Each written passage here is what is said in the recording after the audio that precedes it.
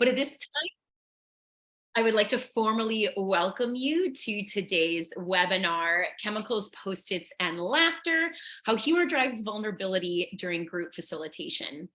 My name is Michelle Reisinger, and I will be your moderator for today.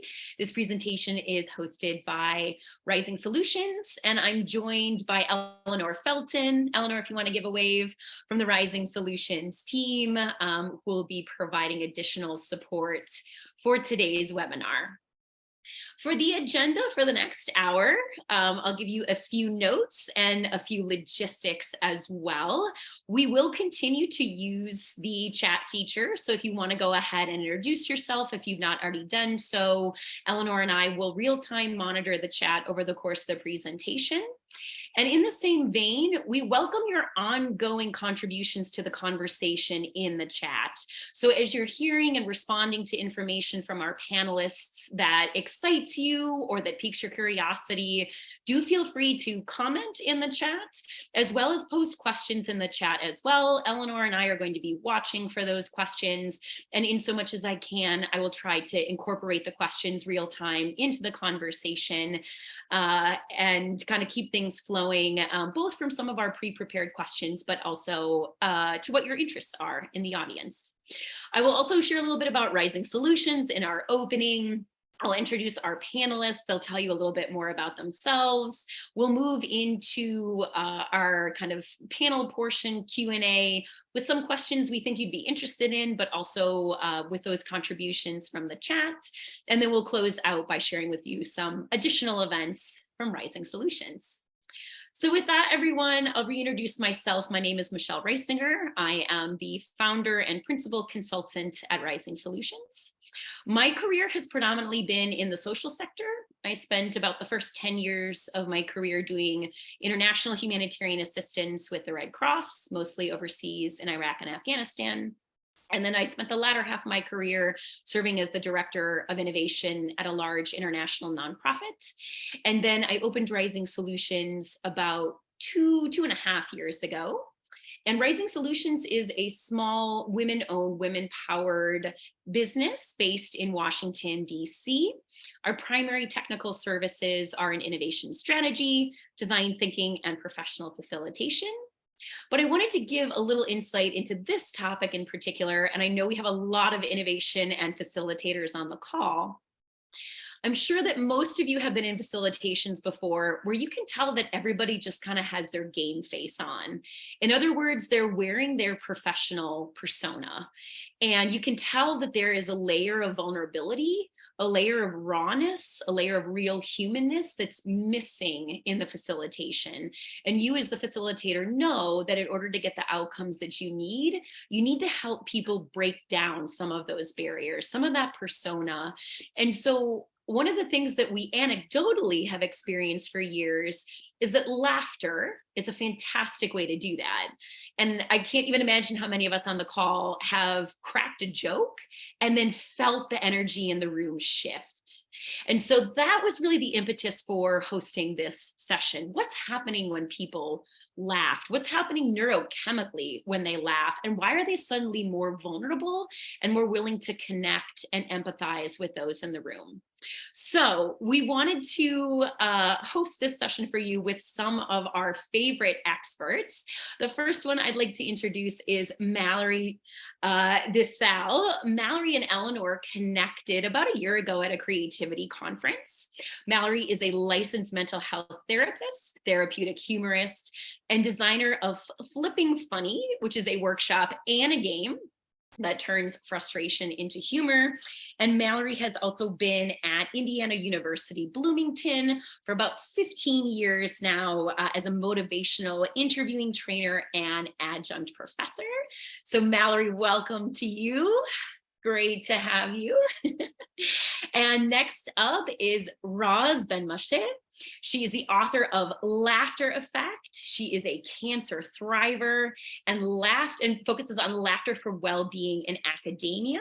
She is Melbourne-based and is a workshop facilitator and an adjunct lecturer at La Trobe University. So Ros, amazing to have you today. Thank you for joining from overseas. And then finally, I am very happy to introduce retired Lieutenant Colonel Robin Phoenix Johnson. Robin is a stand-up comedian and a retired military officer, and she is also the president of Hilarious. Note the pun on heal, it's spelled H-E-A-L. And Hilarious is a nonprofit that provides therapeutic humor experiences to improve psychological performance in veterans, military families, first responders, corporate executives, and professional athletes. So welcome, Robin. It's amazing to have this group of powerhouse speakers here today. And I did not do you justice with my brief introduction. So what I'd like to do now is invite each speaker to chat a little bit more about how you got into the field of humor, and maybe a little bit about what your expertise is. What do you focus on? So Mallory, I'll have you go first. Absolutely. Thank you, Michelle, for having all of us today. One thing I didn't include in my bio is I'm also an Oreo sommelier. It means that I love Oreos, but sometimes I have to spit them out because they're not always that good. But I have been in the field of humor perhaps all of my life, but mostly accidentally. In practice, I'm a clinician, but what I discovered was that I best use my skills when I use my extroversion. And so I started by doing stand-up comedy, and then I discovered that it wasn't quite connecting with the audience in the way that was giving me that same feeling that I was looking for. I loved entertaining people. I loved facilitating, and yet I wanted to help people learn humor. So in 2017, when I had sort of a health crisis, I discovered the power of humor for self-healing. And I went on a magical mystery tour to learn how humor could help others help themselves. And since then, I've been facilitating therapeutic humor workshops and figuring out how I can help people flip their frustrations into funny and turn their hardships into humor. So it's a little bit about me. And hopefully laughing a lot more. Laughing so much more, so much more. Thank you so much, Mallory. Roz, why don't you take us next? Sure. So about 20 years ago, I was sort of at a fork in the road and working out what the next step was. I'd actually had chronic fatigue syndrome and had been diagnosed with lots of food allergies, and I began writing food as medicine articles, and I thought that's the key to well-being. But after a couple of years, I realized it wasn't quite so simple. So I thought I'd go back to study. But because I'd had a totally different career in the corporate sector, the university wouldn't take me on unless I had some sort of equivalent sort of experience. And as luck would have it, there was a World Health Organization health promotion conference in Melbourne. So I volunteered as a rapporteur, and I just loved every single session. And then there was this one session amidst all of the serious sessions, this 30-minute laughter yoga session. And I thought, this I have to report on. So of course I go along with my pad and my pen, but of course it's experiential. It's like that just stayed right there. And in that 30 minutes that I experienced that laughter yoga session, I think I had more of a health bounce than I had in the many, many years I'd been in and out of a specialist's offices for my chronic fatigue syndrome. And then, yeah, I went to study Master of Public Health, and, you know, there was a lot of talk about mental health, but really they were talking about anxiety, depression, and stress. And I thought, now I know what I have to do. I have to train as a laughter yoga facilitator and use laughter in a therapeutic way to impact on people's well-being. And I suppose the rest is history. Now, Roz, I have to ask on behalf of our audience, do you laugh at yourself when you're falling over in positions or not able to get into positions? Where does the laughing integrate with the yoga? Sure. So yes, it's not downward dog laughing, although you can. Laughter yoga was started in 1995 by an Indian doctor who was researching about laughter being the best medicine. And he started to, research and found so many, reasons to laugh, but when he was thinking about it, not many people were actually using it in, on a daily basis. So he went to a park in Mumbai, and with a group of just 5 friends, and they stood around telling jokes, and they laughed and laughed and laughed. But, the session ended and they decided, okay, we'll meet the next day. So they did, and they did basically every single day that week. But by the end of the week, the jokes had started to run out. And what, one person finds funny, another person might find offensive, or it might just go right over their head. So he sort of went back to the drawing board, and his wife was a seasoned yogi. So together they sort of discussed, okay, how can we essentially laugh for the health of it, laugh for the sake of it without humor? So they put together a series of simulated laughter exercises, sort of like, maybe the namaste greeting laugh, together with deep breathing, which is the yogic component, and the fact that it makes you very much embedded in the present moment, and clapping and chanting ho, ho, ha, ha, ha. And this formula, whilst it might start off as something simulated and your brain might be going, hey, what the hell is going on? It's releasing those happy, well-being chemicals, and the laughter becomes real in no time at all, because, as we know, laughter is very contagious. So it's the fact that it's, the breath work, and it anchors you to the present moment of, joy. When you're laughing, you're laughing. So that's sort of laughter yoga in a nutshell. Well, thank you for the explanation. I suspect a number of us, myself included, are going to be trying to find laughter yoga in our areas. I'm glad you brought up chemicals. We'll go there next. But first, I want to make sure we hear from Robin. Robin, how did you get into this field, and what would you say you specialize in? Hi, everybody. Well, in 2020, I retired from the United States Army after 26 years of service. I know I look young, it's Botox. But I joined when I was 17. It was the only thing I really knew my whole life was the military. I had 5 tours to Afghanistan and Iraq. And so that transition out for me was particularly hard because it was my whole identity. And it happened during COVID as well. So I'm getting out of the one thing I knew during a time where I was pretty alone, or felt pretty alone. And so I took a comedy boot camp class just by chance. There was one being offered, and I loved it. And I had really lost my sense of humor. I realized that the military had kind of had me, suppress any humor that I had, and I was very serious and intense. So I was finding that back. I found, of course, the Association for Applied and Therapeutic Humor during that time as well, because I said, if this can help me, how much more can I help my fellow veterans? And at that time, I lost 2 friends within a short period of time to suicide.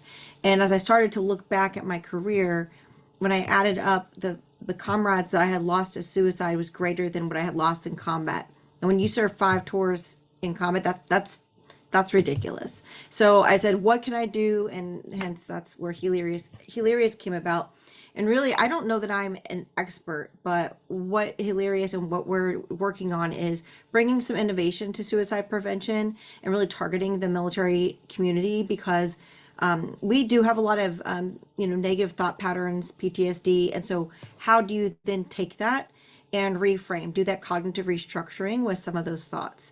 And ultimately, it makes you feel more optimistic about the outcomes, a little more controlled situation, less anxiety. So I won't claim to be an expert, but I definitely care about healing our military community. Well, I think what we can say, Robin, is that everybody on this call is contributing a lot back to people who need laughter and who need healing. And you're actually all kind of speaking to something which was the original impetus for wanting to host this workshop, which is what's happening in the brain. And each of you is using laughter to kind of catalyze a neurochemical response to change behavior. And the original way we were thinking of this workshop and webinar was that we wanted to help people understand that laughter is actually an intentional tool in facilitation. And I think oftentimes as facilitators, those people who are in our workshops where they don't feel like they can have fun. And if we're laughing, we're not working. If we're having fun, we must not be working. But as a facilitator, we know that laughter gets a layer deeper into vulnerability. So I want to start by unpacking for our audience, who may not be neuroscientists, what is happening when we laugh, and why does it trigger a different frame of mind, a different approach, like many of you said, to the world, to the way things are occurring to you once you've laughed. So I'm going to go ahead and throw that out as an open-ended, see who bites first, and we can play off each other's answers. Well, I'm going to jump in here, and then I'm sure Roz has some great things to add to it. So typically when we are in a meeting, when we are learning something that we're unfamiliar with, we are flooded with cortisol, which is a stress hormone. And we all are familiar with cortisol. It's the thing that goes through us when we see a police officer behind us. It is when we see that phone number of our least favorite person calling us. That's the vibe that we sometimes feel. And what that does is it puts all of our emotions back in our limbic system, our fight, flight, freeze. Okay. And that makes it really difficult for us to be willing to be flexible and vulnerable because we are on our defenses. When we use humor or physically laugh, what happens is our brain releases several neurotransmitters. The first one is dopamine. Dopamine is the feel-good neurotransmitter. And it's one of my favorites as a facilitator because it also is the remember me neurotransmitter. When we're having a good time, we remember what we're experiencing. And so as a facilitator, laughter leads to learning, in my opinion. And the other thing that it releases for us is oxytocin. And this is significant when you're in group facilitation because oxytocin is associated with trust. And those people that laugh together are more likely to trust one another. So I think of laughter as a method, but also a measurement of trust. So if you can create a shared laughter experience, much like Roz does in laughter yoga, you feel a sense of safety and trust. That cortisol melts away. And then you also are filled with energy and endorphins, and you also experience serotonin, that wellness neurotransmitter that helps us feel healthy. And all of those magical cocktails create a space where our body is not locked. We are ready to feel open to express ourselves, and we believe that others are open to hearing us with a wider range of security. So that's a little bit of what I know when it comes to the neurotransmitters. Roz, I don't know what bonus stuff you want to sprinkle on top. I could just listen to you talk about the neurotransmitters. The one thing you've got the dopamine, remember me. I actually think I remember the neurotransmitters as being our dose of well-being. So you actually order them like dopamine, oxytocin, serotonin, and endorphins.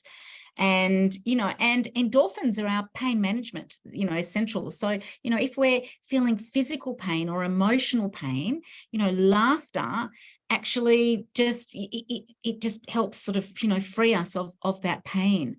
So yeah, it's amazing. We sort of think that laughter's, something really simple, but it's so impactful, and it operates, in so many ways. So there's obviously the neurochemical, but then there's also, some other things like, for example, MRIs have shown that laughter in the brain has a very similar effect to meditation.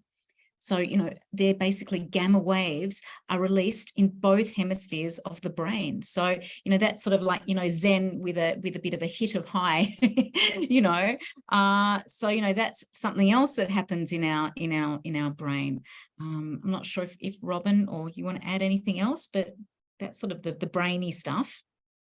Robin, what would you add, even just from your perspective? Well, I produce a lot of comedy shows, so I would even say there's a term out there, and I don't know who to give credit for, but called humor G. I bet you somebody from A Teach knows who came up with that, but I don't remember. There's an energy about humor and laughter and this feeling, right? And this is why in comedy shows that they'll dim the audience so that you don't feel self-conscious about expressing and laughing, while typically the seating is very tight and close, or you don't have a lot of space typically in between tables. because that laughter begets laughter, and it just kind of carries through. So it kind of goes back to the trust thing, but there's something about that with veterans in particular that feels like camaraderie. It replaces sometimes that feeling that they miss about being in the service. Now let's quickly talk about laughter begets laughter, because there's a comment in the chat from Becca who says, this makes me curious about nervous laughter, which often happens early in meetings or even with presenters. So perhaps one of you can comment, is nervous laughter also beneficial, or is it representative of like a different human tick that isn't necessarily in touch with that chemical release?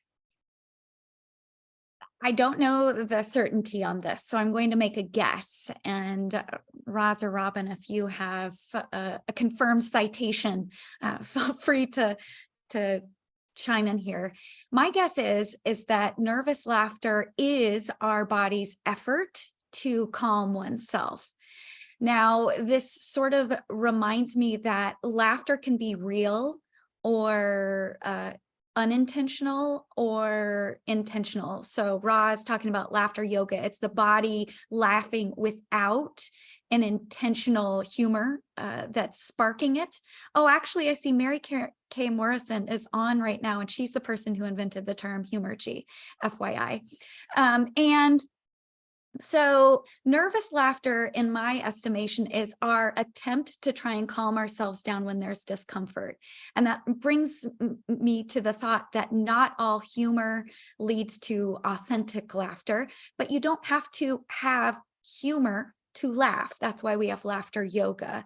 But there's a lot of different dynamics when it comes to how laughter feels that tells us, is this really releasing all the chemicals, the positive, uplifting chemicals that we're looking for, whereas we're also communicating something like, huh, you kind of know that's not really Mallory losing her mind, laughing, but instead it's like, I'm showing my teeth so that you'll get away from me. We are communicating with how we laugh, what really we're doing, and it does express sort of discomfort as well, but it probably still does decrease the cortisol a little bit, not as significant as it would if we have like a real belly laugh. That's my guess. Thank you for the guess, Mallory. We also have a comment from the chat. Only 20% of laughter comes from humor. The rest comes from when we are nervous, surprised, and when we want to connect with others. Sarah, if you have a citation for that, I'm sure the group would welcome more research or learning on that comment. And I want to transition now to take us a little bit more practical. So we have a lot of facilitators on the call. We have a lot of folks on the call that aren't necessarily humor specialists, but they are professional facilitators, and they know, whether or not neurochemically, that laughter does something to a room. And so I wanted to ask each of you, can you tell us about a time when you were working with a room where they were buttoned up, unresponsive, fearful, they were not engaging with the facilitation, and you were really thinking to yourself, I need to bring laughter into this. I need to break down some of these professional personas. I need to increase vulnerability so that people are able to connect with each other, and that ultimately this facilitation will be successful. And Robin, I'd like to give you this one first, because I know with Hilarious, you work with a lot of different demographics. You work with corporate executives, you work with professional athletes, in addition to the veterans and military families. And so this question to you first, can you tell us about a facilitation where initially the room was really kind of game face on, personas on, and then the more you moved into laughter with intentionality, the more you saw those silos break down? And then I'll go to Roz and then to Mallory. So Robin, to you first. Yeah. So I do this every Tuesday at the VA hospital here in Charleston, South Carolina. And a lot of the participants do not want to be there, but they kind of have to be there. So for example, we have patients who are released from inpatient behavioral health because of suicide attempts or other. And the requirement is for them to get released from inpatient. They have to agree to participate in a group at least once a week. There are many groups, but sometimes they just pick my group because that's, for whatever reason, fits their schedule. So they're kind of voluntold to be there, which means that they're not eager to participate or fully invested in that. So we had a group, and this particular group was for visually impaired veterans. So they can't, see my facial expressions. So it's extremely hard to tell jokes and be funny without, for me, because I'm a very animated comedian. So we just had to focus on taking what was really difficult and challenging about their life and finding ways to joke. And I had one veteran, Melvin, I've shared the story with the AATH. He was super cranky, did not want to be there, arms crossed. And I said, well, what's the most challenging thing about living as a visually impaired veteran? And he said, well, it's my wife. My wife drives me crazy. He's like, I've been legally blind for 6 years, and she keeps asking me if I've seen her keys. I was like, oh, that must be very frustrating, and I said, is that anything else that she asked you that drives you crazy? He said, well, yesterday she asked me if I'd seen her glasses. And he's like, I haven't seen anything in 6 years. I said, okay, well, let's write a joke about that. And so we wrote this joke with him, and you could just see him start to soften up. And now he comes every week, and he's very active and involved. But the joke is, my name is Melvin. I've been legally blind for 6 years. My wife asked, have you seen my keys? No. Have you seen my glasses? No. Do I look fat in this dress? Yes, actually you do. You do. So that was one example. Well, you got me laughing over here, Robin.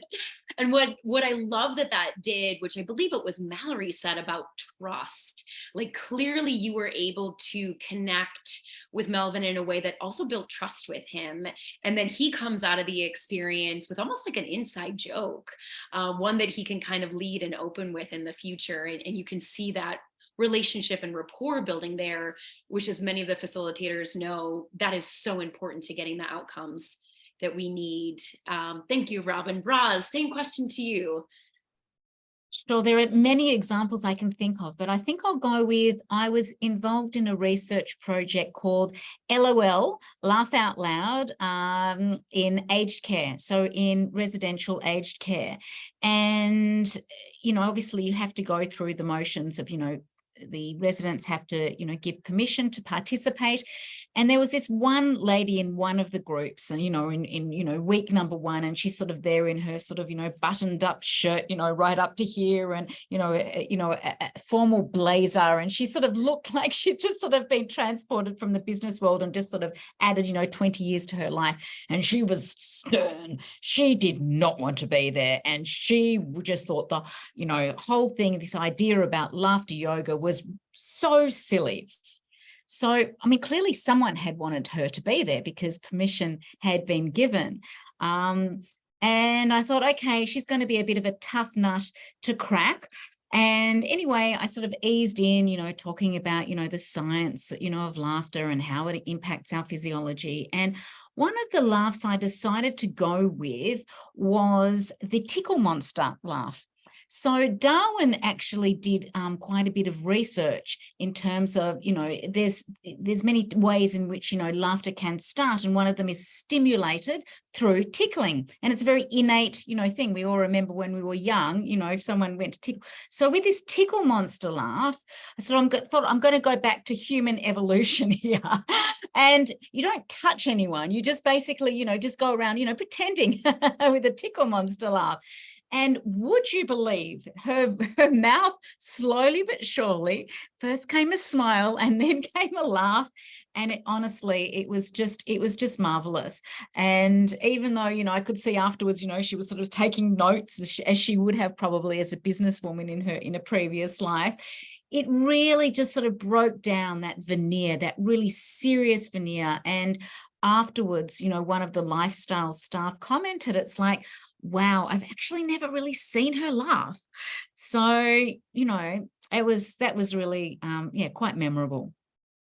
Thank you so much for the story. And I love the word that you just used, which was veneer, which is we often change the way we show up depending on who's in the room with us. And I feel like oftentimes when we're in more of a professional setting, we come in kind of wearing the mask of our title, or we come in kind of wearing the persona that we adopt for the office. And the reality is, and I speak now more as an innovation strategist, is that not just from a therapeutic standpoint, but also from a creativity standpoint, we see such increased outcomes, particularly kind of in our workshops where our end goals are idea generation, if people release that professional persona and are willing to just be much more in touch with who they are.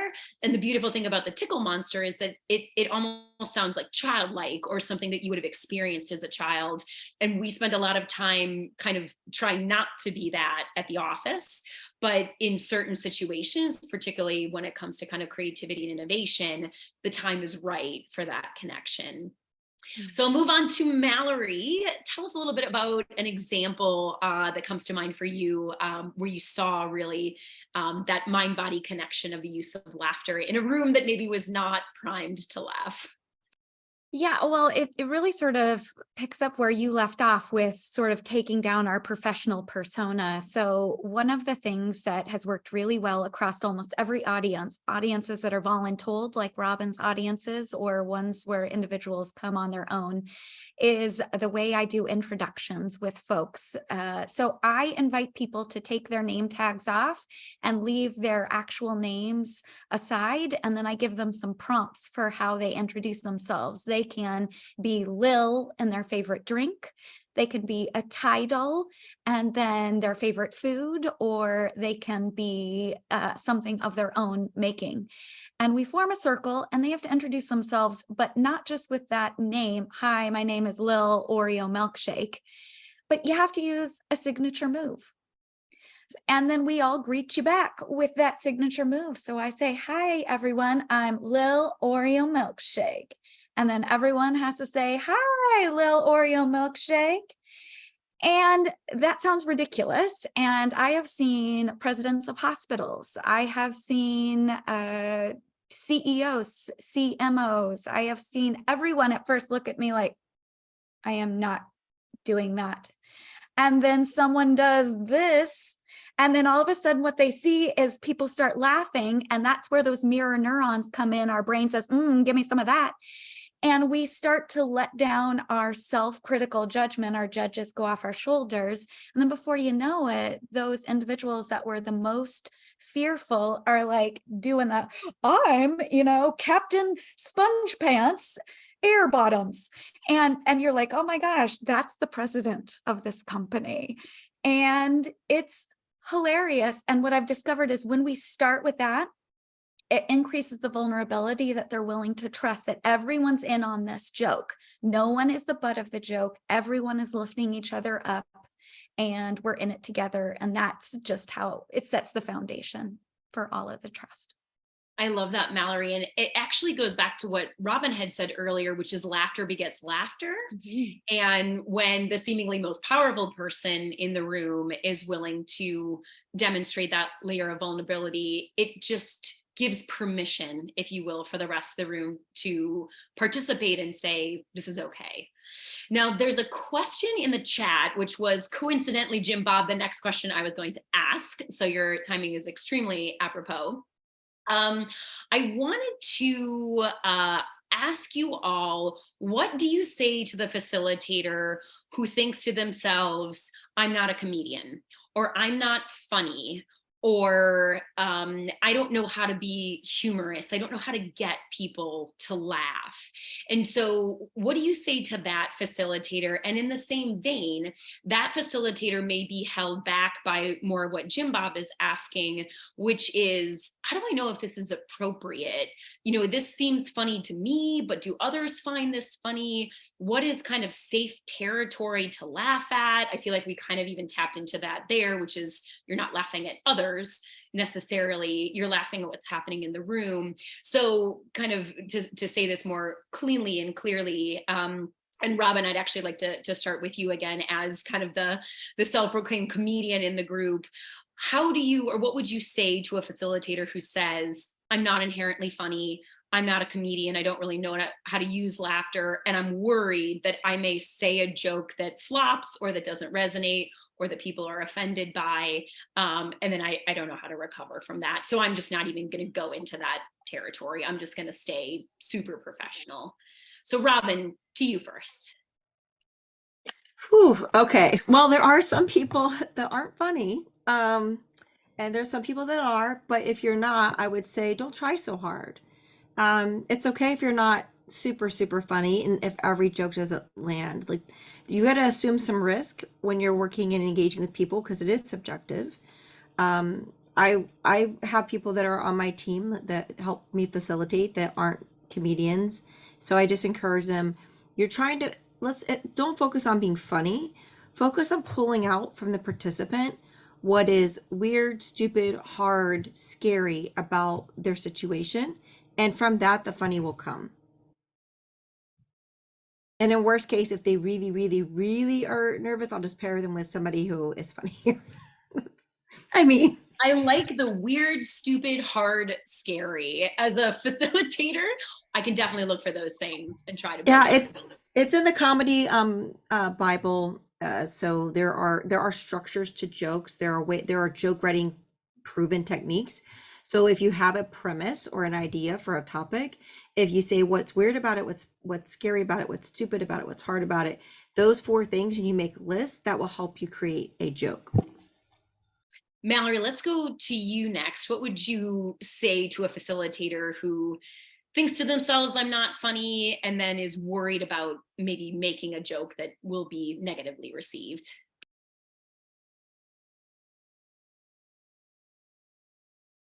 My belief is that you should unmute before you answer.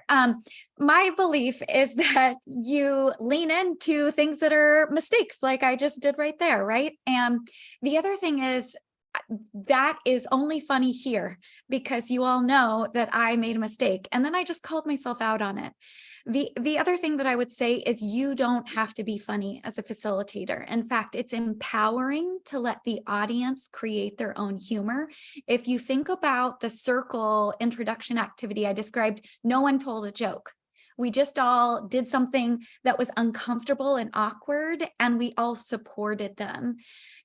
Playfulness and laughter by itself, even without a joke, does not require you to be skillful at joke writing. So oftentimes I start with play, silliness, and not necessarily comedy. And so that is sort of a distinction. Facilitation, you don't necessarily want to be the star of the show. You want to really lift up your audience. So instead, help them find the funny within what's happening within the learning and not worry so much about being perfect, because the audience won't love you if you are perfect. They want to know that you're going to fail forward too. I love that. And I'm now keeping a little list of facilitator tips and tricks. And so Robin said, look for the weird, the stupid, the hard, the scary. And Mallory is saying, look for ways to be playful and silly, both techniques that you can use that don't belie that you're inherently funny. You're just looking for funny moments. You're looking for moments to leverage. Roz, what would you add to this conversation? Well, firstly, I just have to say, Jim Bob, your jokes are hilarious all the time. And because I never get to say that in person, this is about as close as I'm going to get. But the thing about humor is it's not static. You know, we have the capacity to grow our humor, you know, as I say, the capacity. So as Mallory said, you know, whatever we, you know, seek, we see more of. So even if we're not a natural joke teller, and I'm not, I always would like muck up the puns, there are several other things that we can do that really sort of sharpen our sense of humor, whether that's sort of, you know, word play, whether that is, you know, collecting some funny memes, brushing up on some tongue twisters, you know, is something, you know, as Mallory also said, you know, just connecting to that sense of play, because, you know, play leads to, you know, laughter, and ignites, the possibility of humor. So, as also Robin said, I think that, sometimes we just don't need to try so hard, but it's also really important that, okay, so it's not your strong point. You can develop it. Like, you can even keep a humor scrapbook. So you can add to this scrapbook, jokes that you've found funny, interactions that you've found funny, maybe a funny punchline. So you can actually then draw on those. For example, if you've got a meeting and you think, oh my gosh, I have to be funny, you can maybe pull out something that, from your humor scrapbook. So we can, whatever we practice and focus on, that's what we get better at. So same thing applies to humor. No, Ros, I'm going to keep you with me since I haven't had you kick off a question yet. So I'd like to have you for our next question, which is a question that Garrett dropped into the chat, and one I'm curious about as well, which is, what are your thoughts on starting off with a laughter-inducing exercise? So maybe it's an icebreaker or an energizer, but something that makes people laugh, versus kind of building trust, setting the tone, particularly maybe if you're in a professional setting where you have professional goals and outcomes that you need to achieve as a part of the workshop. Kind of what's the balance and the interplay there? And I think, there's probably an element as well where if you're a facilitator, there's also a bit of pressure on you, knowing that you're probably judged by whoever hired you, that your goal isn't necessarily to make people laugh in a workshop. Your goal is to deliver on XYZ strategic plan or whatever the deliverables are. And so where is the balance in that? And can you maybe get a workshop off on the wrong foot if it starts with humor? Or is it really possible to just kind of level set from the beginning the vulnerability and the trust with an icebreaker? Great question. I mean, I think that, like most sort of keynotes, they would sort of start with some sort of joke, it definitely lightens the mood. But when it comes to intentional laughter exercises, I know that I would not walk into a room and say, hey, we're going to laugh. Let's do the milkshake laugh or whatever. I think it's really important for people to give themselves permission. And in order to give themselves permission to laugh, it helps to understand why they're laughing. It helps to understand what's going on in their body and mind when they laugh.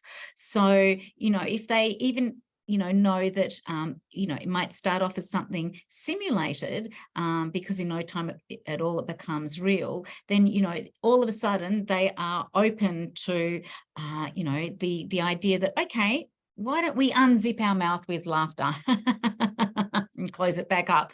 But if you just sort of literally walk out onto the stage and say, hey, let's start with like unzipping ourselves, our mouths with laughter, you might get a whole sort of room saying, hey, whoa, too much.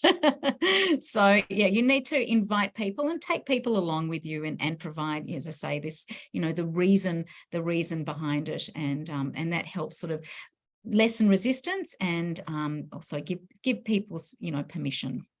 Now, Ros, before I give Mallory and Robin a chance to chime in, I have to ask on behalf of the audience, what is the milkshake laugh?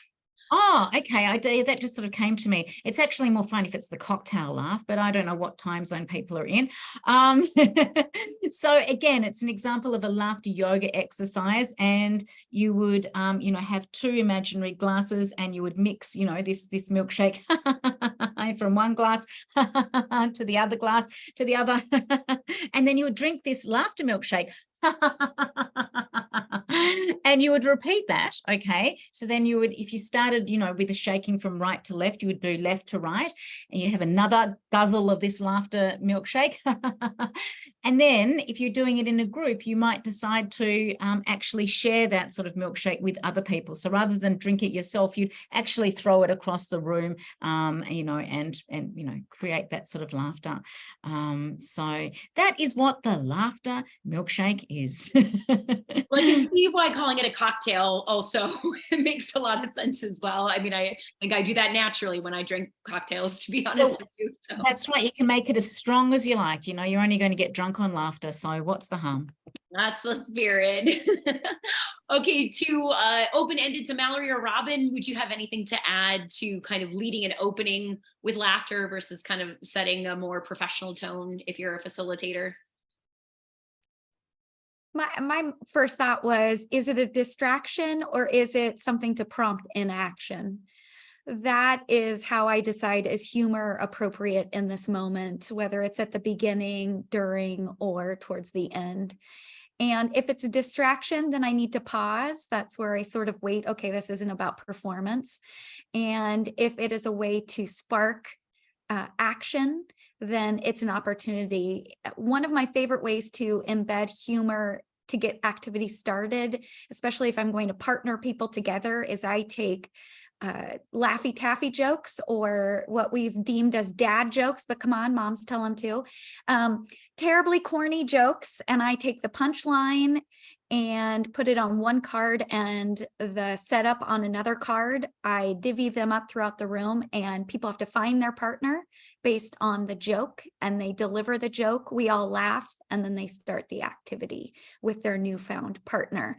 So that's a way of using humor that's not related to the activity, but it creates kinesthetic learning. You're moving your body, wandering around, finding them. Everyone performs, we create trust, and then you move into the activity. So that's sort of a facilitation tool that I like, that uses humor, but it brings people together in a fun way. Fantastic. Thanks, Mallory. Robin, anything to add?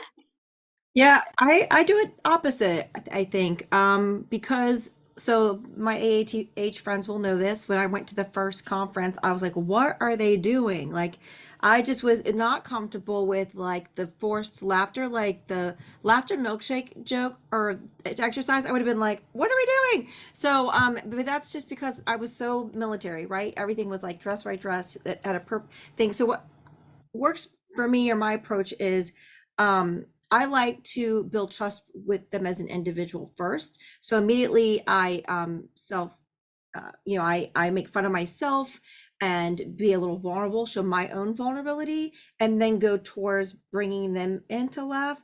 So for example, I will normally open with a joke, and then try to get a laugh within the first minute. 30, really the first 30 seconds. I try to start off with a quick little joke. Like usually I'll say something like, look, I'm only going to be here for a few minutes. Don't worry, a lot could happen in a few minutes. I have 2 kids to prove it. Or just something really quick that they can like chuckle at, get them in it laughing from the start, and then at the end do something more where they're involved and they are engaging and interacting, like a practical exercise. That's just how I've been doing it, but I could see the value of any order. It's just I'm not good at the other way. Well, I can tell you your joke got a chuckle out of me. I was on mute, but Oh, that's your joke. thank you. Now, audience, we have a little bit less than 10 minutes left, and I do want to allow you an opportunity to interact with the panelists. So what I'm going to do at this point is actually open it up for verbal questions. If you'd like to come off mute and ask a question, it could be for all 3 panelists or for a panelist in particular. We can open it up to the others as you like.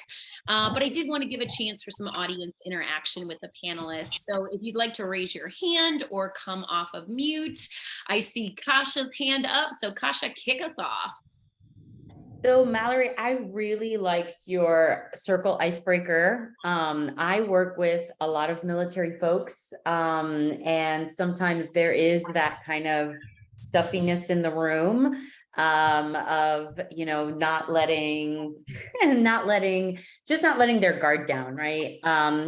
And I put this in the chat, but I'm kind of curious, how do you get kind of, you can usually tell who the quote unquote leaders in the room are, right? Who everyone will follow. How do you get those people to buy in?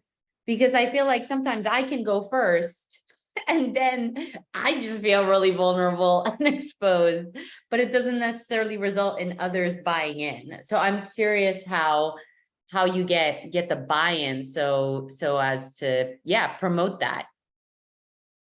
Yeah, that's a great question. And I think this is about being prepared and being intentional with your efforts to apply humor.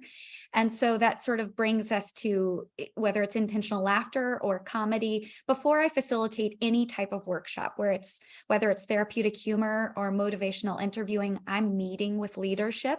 I'm sharing with them my facilitation style. I'm telling them, hey, I'm going to invite people to be silly, and it's on purpose. And here's why.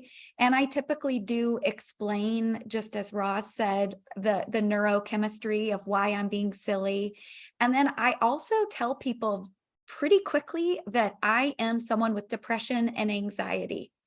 And I say that because I want to make myself as vulnerable as possible so that the audience knows that they can choose to be as vulnerable as they want to. But the leader has to know that I'm going to call on them and be prepared. So oftentimes I do prep sessions with leaders where I get them prepared to be goofy, and we even practice, we do warm-ups, we do different activities so that they feel ready to be Captain Oreo milkshake or whatever they are.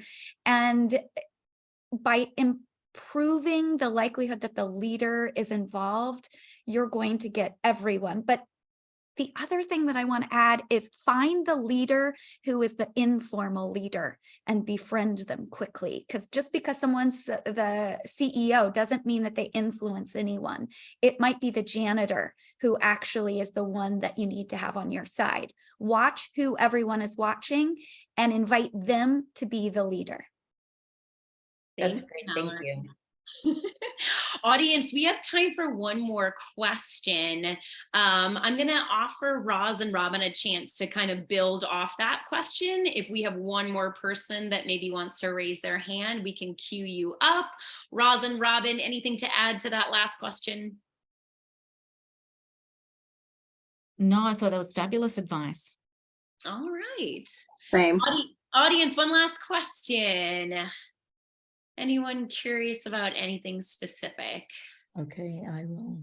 Yes, we can hear you, Sarah. Oh, well, I don't have much of a voice. That's why I was hesitating. But I'm curious, listening to all of you, how much do you think play actually comes into this? Because the laughter, my experiences can be so forced that you never get there.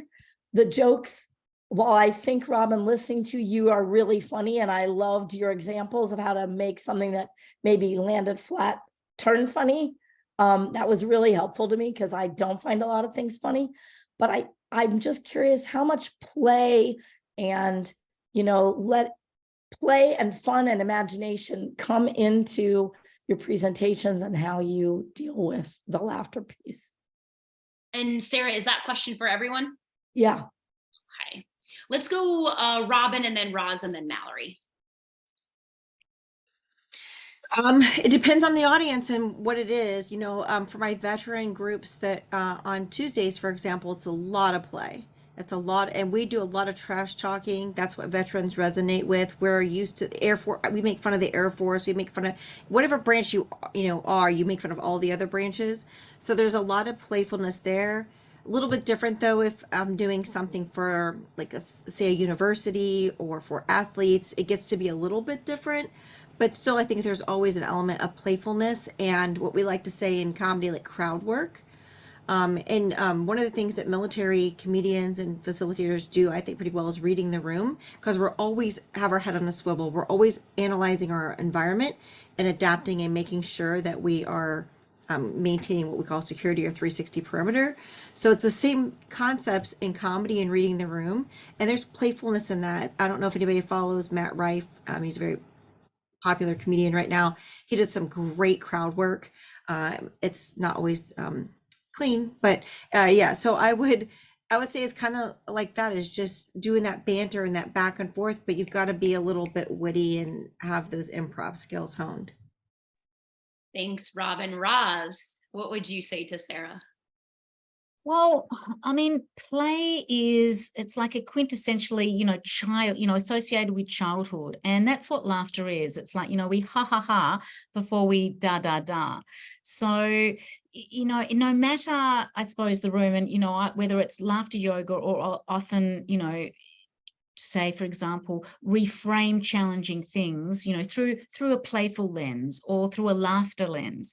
You know, there are different ways in which we can stimulate play. And you know, as Robin said, you need to read the room. So, you know, it's about having as many, you know, these sort of skills to sort of help promote play up your sleeve as you can, that you can sort of, you know, just throw out and sort of see, you know, what the uptake is. You know, but we do, I think, have to be careful that we don't want to alienate people, you know, and people almost have a phobia about, you know, being silly, and that's where the whole vulnerability comes in. So, you know, it's sometimes, you know, our playful sides are quite shy. So we need to nurture them. So, you know, it might even be, you know, recognizing that perhaps it's not something that you'd want to have exposed in like a whole big room, but you could partner people and, you know, have a go at whatever activity it is. So, you know, there's ways in which we, you know, need to do it, but we really need to be able to read the room and apply, you know, to the audience. And Mallory, anything to add? Maybe 30 seconds. I think play is challenge by choice. So one of the tools that I use in facilitation all the time is pipe cleaners. And it's a way to let people play all day long quietly and express creativity while they're sitting and listening. And that might be the only way they express play. They might not laugh, joke, or make a funny face, but they can twirl around a pipe cleaner. So play helps unlock creativity and safety as well. Thank you, Mallory. Eleanor, if you want to go ahead and load up our final slide. Panelists, I have one more fun, quick question for you, which actually came in through the chat. Sarah Ellison was asking, what is the worst joke you've ever told? So in about 10 to 15 seconds, we'll go Mallory and then Ros and then Robin. What is the worst joke you ever told? Bring us home. Isn't that guy on the dime super hot? He's a total 10. All right. It was pretty bad. Yeah. Ros, what have you got for us? As I said, I'm not great with remembering jokes, so I'm just going to have to go with why did the chicken cross the road to get to the other side? I'm sorry, guys. Classic. It's a classic. Robin, bring us home. Okay, I don't think this is the worst joke, but it's the one I got in the most trouble for because I did it at a corporate event and they did not meet their corporate cleanliness. It's not dirty. I just was about my husband and I getting into a fight, and we got into a fight at Disney because I had been planning the vacation and I was really excited, and he was complaining, are we seriously going to wait 2 hours for a 5-minute ride? And I responded back to him, we've been married for 20 years and all I ever get are 5-minute rides. So I got sent to HR over that. Well, there you have it, folks. Some laughter for you now, and maybe not one to retell at a corporate event. But thank you for making me laugh there, Robin. Audience, you have been wonderful. Panelists, we have learned so much from you. Feel free to show them some love in the chat, audience. Our thanks to Robin and Ros and Mallory. Again, my name is Michelle Reisinger. We are Rising Solutions, an innovation strategy, design thinking, and facilitation firm. We are offering a few of our future events for you. Rising Innovators, the RISE framework is a few months from now on September 30th, but that is a 90-minute course on unlocking invisible barriers to creativity and innovation in the workplace. We also offer you the opportunity to sign up for our newsletter there in the black box. And of course, we invite you to follow us as well as all the panelists on their LinkedIn. You can see that information displayed here.